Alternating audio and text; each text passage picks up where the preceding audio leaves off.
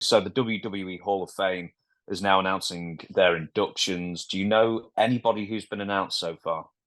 I know Heyman and was it yesterday they announced Rotunda and Barry, They right? did So, indeed. Yep. And we're going to stick with Paul Heyman though, because obviously, you may have met him once or twice. oh, who? That could, Paul E. something. It's Paul E. Yeah. something. Heyman told Associated Press that even though he's been inducted into the WWE Hall of Fame, he still feels like his body of work is incomplete.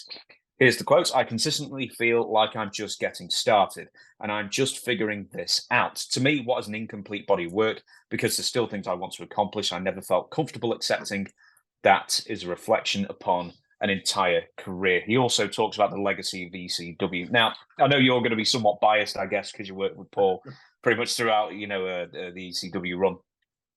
But how influential has Paul been in ECW with ECW and bookending either side of ECW as well?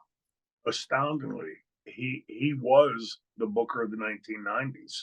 Uh, he Paul has an amazing mind for the business from an outsider's view. Having never been in the ring himself, he working full time. I mean, he doesn't necessarily understand the nuances of the psychology of a match. Will say, why does this come before or after? Why do you pause here or there? But he has that grander vision, that larger vision.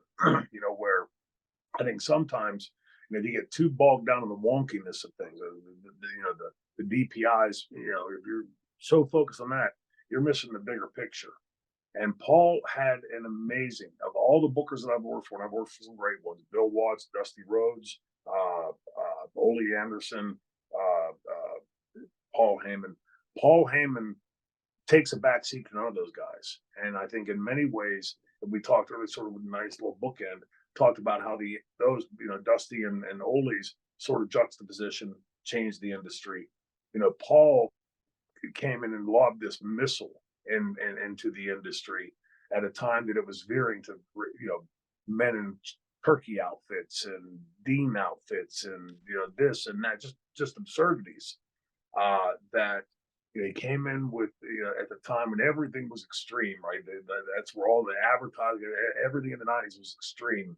But Paul took that to wrestling and somehow was able to see. I mean, you go back and you look through history, the visionaries and people that could look at something that's been around forever and say, I'm going to turn it this way or flipped it upside down.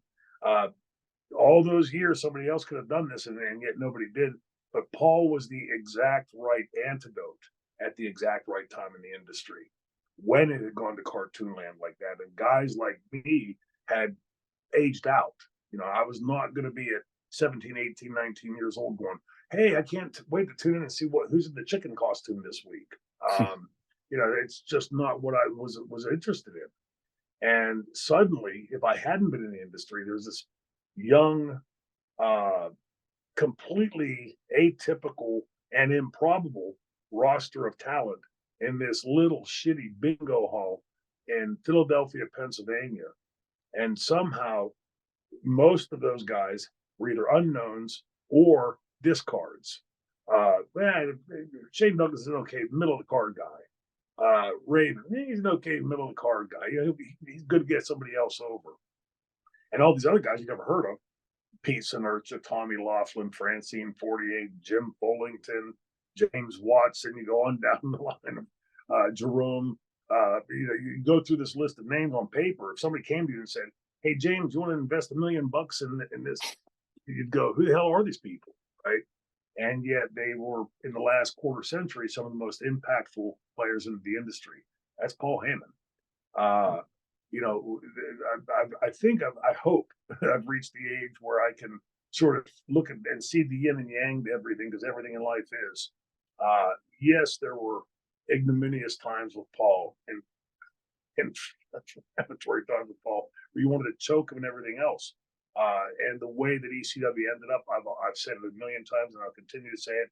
No single person that was in that dressing room deserved to get screwed out of a single dollar, because the company what was growing. I mean, get into the whole business side of things that Paul really loused up. But the yin to that yang is Paul Heyman gave Troy Martin a platform that nobody else could see, nobody else would do. And prior to ECW, blonde haired, blue eyed guys that weighed 215, 20 pounds at that time were never pegged to be the top heel. That was, oh, no, you could bring the girls in and all this other stuff over here. So somehow Paul just had this inverse view of wrestling that nobody else had ever seen, and somehow was able to manifest that into reality. And and that's somebody's worked on stuff like that. That ain't easy. And when you look at that, he kept that company rolling for 7+ years with no uh, uh, Tony Khan's father behind it, no Titan Sports behind it, no Time Warner behind it. It truly was done the old-fashioned way. It was done grassroots. We're going to put this program out there in the worst time slots possible, where it would be death to anybody else. But it became that cult. Gotta see. If the NBC used the phrase "must see television," right? If I had a dollar for every time somebody said to me, "Oh, me and my brother or sister used to sneak down in the middle of the night, my mom and dad didn't know," and I'd be a millionaire. I mean, I've literally had a million fans tell me that. It's so improbable. Not just the roster of talent, mostly unknowns. Terry Funk was a big name, but he was considered over the hill at that point. And I was a middle of the card white meat babyface, best known as being Ricky Steamboat's partner, which would have been a great career in and of itself. But then there's this whole other chapter, and everyone, wait, what's happening? He can do promos like that, and then all the Sabu guy. Ooh, I remember the first time he did that triple jump moonsault, my brain just exploded. Wow. I mean, I literally jumped out of my chair. I'm getting goosebumps now. I've been talking about it. Transformed the business. Paul Heyman transformed an industry that is quite dug into tradition and somehow made a run of it. When you look back now, it's so improbable, especially having tried to work on launching other promotions. It is on paper so improbable, and yet somehow, not only did he get that company up and running, and Todd Gordon, let's not forget Todd, a huge part of its success in ECW, but he also was able to last it for 7 years, keep it afloat for 7 years, keep paychecks to all of us for 7 years, 6.5, and when I hope the fans out there understand. Anytime we hear an ECW chant today, 20+ years after its demise, 3 years after its demise, I don't hear fans chanting UWF, NWA, WWF, WWE, and those were all incredible promotions. Something about ECW connected, and that was from that crazy brain, Paul Heyman. Won't sell out short. He had an incredible, talented roster that could go to that ring and execute and carry the ball over the goal line. But the inception and the ideas, that's where it becomes rough. And I think if I might just add a little editorial to Paul's comment, an incomplete body of work, most would be content with that body of work. But when you've had that success, I've always believed that you want to do it again. You want to prove that you can do it twice. And as crazy as it sounds, like I said earlier, about the industry needed a kick in the ass. Who knows what's going on in that mad scientist's brain of his? That it's not improbable that I'm leaving WWE today. And thank you very much for all the opportunities. And now here's Paul Heyman's wrestling. So it would not shock me. But for anybody if you ever worked around any creative people, my brother was an artist, a set designer in Hollywood. My son is a guitarist, very much that artistic brain, which is incredible in some ways, and just exacerbating in others. But They think differently. And it's always been my belief that when that well, you have a well of creative, and Paul had a giant well of it. He really came up with incredible cutting edge storylines at that time. And as we're watching the industry right now, but it's my belief that once that well starts to dry up, it's really difficult to let it replenish. But it's rarely been that somebody hasn't, took a break for 23 years and ready to come back. So, it would not shock me at all if Paul had round two coming somewhere. He really is that creative. And again, I can get in and tell you all the BS stories and the times you wanted to strangle the guy. But my career, the people that will come to this table today, take a picture with me, sign an autograph, sign a belt, talk to me. Those people are so heavily invested in that character that's a fiction that I created, and Paul gave me the opportunity to create. Nobody prior to that ever saw that. Bill Watts had at one point offered me to turn on Steamboat, and I turned it down only because I didn't think I was ready, because it was still Ricky Steamboat here and Shane Douglas here. I hadn't quite gotten up there yet, but never pulled the trigger on it. And so the fact that Paul did, in a way, actually Eddie Gilbert's the one who pulled me back in. I had walked away from wrestling and decided I couldn't stand the politics of that. Ugh. It was like being in kindergarten again every day, dealing with imbeciles. And he and Todd kept calling. I think six calls, and I kept politely turning them down. I loved Eddie. I was so appreciative of Eddie giving my break in the business. But I was like an alcoholic staying out of a bar. I didn't want to be anywhere around it. And I didn't want even for the chance for the business to suck me back in. And on the sixth phone call, he and Todd, my guess is that I had said something to Eddie at some point, because out of the blue, he said, "What if we offered you the lead heel role?" And I had often said when I was a kid in the business, before I get out, I want to learn everything about my business. I want to learn why the director shoots that way. I want to understand why the booker does this or that, pushes this guy, doesn't push that guy. And, obviously being a heel. And, so that there was something there that I couldn't immediately go, yeah, no thanks. Nah, let me think about it. That sucked me back in. But he was there for 2 or 3 months and then gone. And Paul immediately stepped in. And as much as I loved and respected Eddie, I don't think Eddie's version of Memphis Wrestling Redux would have worked in Philadelphia. His gimmick for me was the fabulous one. Well, how do you portray a fabulous one? I mean, that's sort of just sort of a mishmash of disparate, just gunk. Not focused at all. But in '93, the NFL, right when Paul was taking over, the NFL began to denote their franchise player, and it's become a legal term. I think if you're denoted as the franchise player, they can't trade you without your permission. You have to get the average of the top 5 salary, something like that. Well, but in '93, it was like, this is the most important player to the team. And so when Paul gave me that, and the only direction he ever gave me the franchise character was, he was the captain of the football team who steals everybody's girlfriend and bunks them.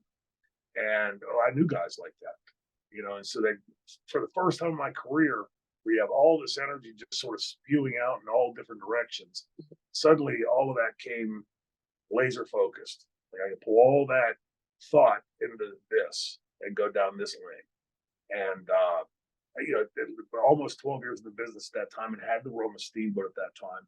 By that time, looking back at my career, it seems to me that at every integral part of my career, every critical part of my career, in Beaver County, Pennsylvania, somehow I meet Dominic DeNucci, and then Bruno, and then into the business, and then UWF, and then NWA, and just this constant stepping up. It almost looks like somebody just at each point, some big hand was coming, going, we're going to take this guy and keep shoving him up. But it also struck me that when Paul gave that to me, that it comes with a whole lot of responsibility. Having a belt's great, but just even physically carrying that belt around is a pain in the ass, because it makes your bag 15 pounds heavier. And every time you go through the security, oh, hey, what's this? You never go, hey, so there's a lot of burden to it. But you also then realize that the responsibility is that everybody else in that dressing room is relying on you. I think Paul was smart enough to know that by the time 12 years into the business and working with all the people that I had prior, that it was time to demonstrate that I'd learned something. And Paul had said to me at one point early, if I could have my choice of Flair at his peak, Shawn Michaels at his peak, Bret Hart at his peak, or Shane Douglas at his peak, I'd take Shane Douglas. And at that time, I was like, yeah, you're dumb, guy. And those are pretty talented guys. And but it got me thinking in a different way. Prior to that, I always thought like being the junior partner. I'm the guy that's going to follow, the legends. And then suddenly you're thrown into this and you go, like, they've been intimidating. Yikes, now I got to prove myself. And there's a whole lot different thing than going out and being, following somebody else's lead. But that was a brief glint in my brain. And I thought of all the guys I'd worked with, it's time to show them that I learned something from them. And it was intimidating, but it was also invigorating, time to show. But Paul, he knew exactly what he was doing. And I think, like, even in the belt throwdown, when he gave me Paul never came to me and said, okay, here's what you're doing. You're doing this way or that way. He would say, we could do this, and this is how we play it out, or we could do that, and this is how we play it out. And I think Paul knew my psyche enough to know that, I was sort of the rebel and the guy pushing against. But, when I look back at those times of my entire career, if you said to me, if you could only pick one building in your career to work in, most people say Civic Arena, right? That's where I've watched wrestling my whole life. And it was incredible working in the Civic Arena the first time. Madison Square Garden, the Budokan, Egg Dome. I mean, these were some like iconic buildings that you grew up reading about. They were all incredible to work in. But if I could only pick one, it would be that ECW Arena with the sewage coming out of the bathrooms and the cockroaches and rats running around, because there was actual magic in that building. And I know that sounds corny and it sounds like cliche. There was magic in that building. Francine and I were talking a few weeks ago, and she said, "Do you remember that night in the arena you had the flu?" And I hadn't thought about it, but when she said, as soon as she said it, it was right back in my memory. I was so sick I could barely stand up, and she said, she was so strange, right behind the curtain. She said, looked like you were ready to fall down. And she actually had her hand in the back of my tights. She would often do that if she thought it was not quite all there. And she said, then your music hit. And she said, you looked at me and said, are you ready? And we walked. She said, you walked to that curtain and you were perfectly fine. She said, I could not tell a thing. And then when we came back through the curtain, I literally collapsed on the other side of the curtain. I call that magic. I mean, if you're sick as a dog and just walking past this curtain, now you're great, and come back and you're not. That's magic to me. And it's like was it the Michael Jordan flu game? Yeah, pretty much, right? It's the same type of thing. And Paul Heyman was the mad scientist behind all that. If he hadn't given me that platform, if he hadn't created ECW, I think the industry has been changed in a lot of ways for the better, more cutting edge. And I think in a lot of ways we see the risk taking that so many of the kids are taking, and really jeopardizing their health. I think is the detrimental side of the legacy that we left. But no one can argue that Paul Heyman doesn't deserve to be in the Hall of Fame or didn't leave a huge impact on the industry. Very quickly, because I hear shuffling on your side, so I'm sure you're about to be taken off and off to a convention again. But just before you do, just to follow up on this, standing on the shoulders of giants, we know that Paul Heyman knows Eddie Gilbert a lot, but who should Paul credit most with his success? Oh, I think it's probably a lot of people. My guess is Paul will, in his speech, talk a lot about the Grand Wizard. I know Ernie was really impactful in helping him early on. I think a lot of the speech will come from the time that he was a photographer. Probably to try to give you a vision inside his thinking processes and what would come to be his psyche on the business, his what's the word, zeitgeist to the industry, because it was formed in those years. But I'm sure he'll mention several names. I would be shocked if he doesn't say the name Sabu or Terry Funk. Uh, Taz would be a likely candidate. I think Hack, Sandman, Francine, Beulah. I think he'll probably mention me, but if he doesn't, it's because he works for the WWE, right? But I think there's a lot of people that Paul will, and Paul. One thing about Paul, he's a hell of a speaker, right? And I look for an amazing speech in Philadelphia. Back to the home of ECW, the whole WrestleCon, WrestleMania weekend or week that's going to be there. I think it's going to be an amazing trip back memory lane for Philadelphia and all of us that had a chance to be there in that magic. So I'm looking forward to it. I'm looking forward to Paul's speech. He certainly deserves to be there. That said, I will add this to that. When they announced him, it didn't surprise me because I've long heard from several inside sources that it will be Paul Heyman and ECW inducted, and I would hope not, because ECW, by the very proxy of all the stuff we just spoke about, deserves its own mantle. And I've told my friends, my brothers and sisters, that I would never, ever be so obnoxious as to tell any of them what they should or shouldn't do. But I will not stand there and be part of that, because I believe that every one of those names I've mentioned and more deserve to be standing at that podium. They've earned that right. ECW has certainly earned that right, and not to be sort of, okay, well, we're going to make the special wing over here for this ECW thing. Remember, Vince never said the letters ECW to me. So I think he still, even though he's supposed to run the company, I think he still looms very large over that company. And that would be my expectation. I hope for all the people that regale ECW and honor it and remember it and loved it, I hope for them and for us that created it, that they give that its own platform. Paul Heyman deserves his mantle. A good first announcement, especially for Philadelphia.